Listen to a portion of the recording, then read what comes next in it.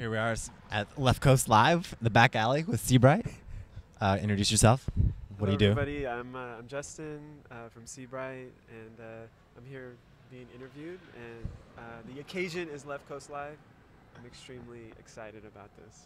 Tell me about the things that you use to make music.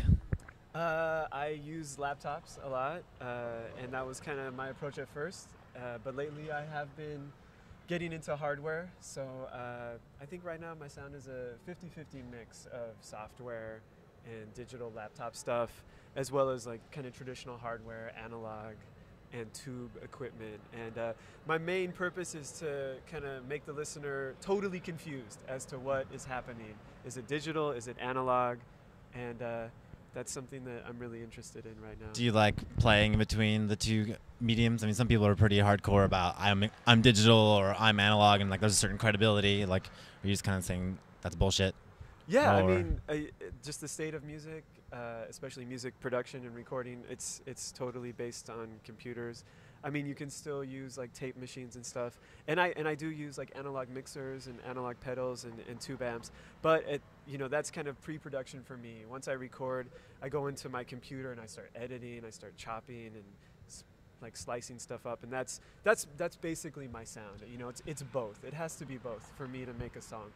Where do you get your samples from? Is that, do you start with a sample and then you start tweaking it heavily in digital stuff, and then you use that live and you trigger it? Is that how you kind of do your thing? Yeah, I mean, it depends. Sometimes it'll start with just a very traditional guitar.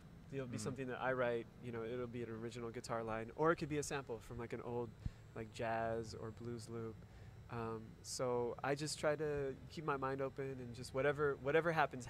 So some of the songs are very organic. They just start with my own synth or guitar line, or they just start with a sample and I'll just like loop something. You just released Feel Good in June. Yes. How long did that take you to write by yourself?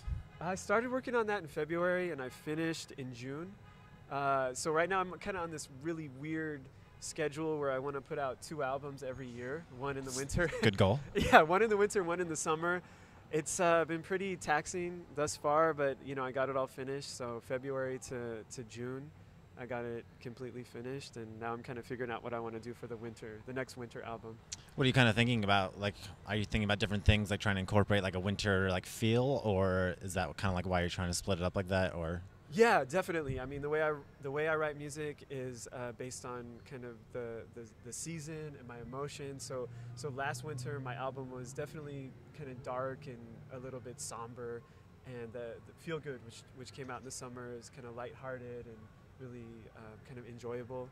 So I want to go back into something dark and more brooding, and let the weather dictate what I make. So I think that's one of the reasons I want to do two albums per year, is just to kind of let the weather and let the emotions take control. Do you think the ebb and flow helps your creative process? Yeah, definitely. It gives me new ideas and new kind of vibes for the song. So I'm hoping that each album has its own identity. Even though it's written by me, each one should have something a little bit different about it. Do you show people your music before you have it finished, or you just like no ears until it's completely done, kind of? I show my wife and one of the kind of unofficial members of Seabright. I show her and we work on stuff together, but I would say for the most part it's just me just analyzing stuff and making changes, and once I feel it's finished, then it's finished.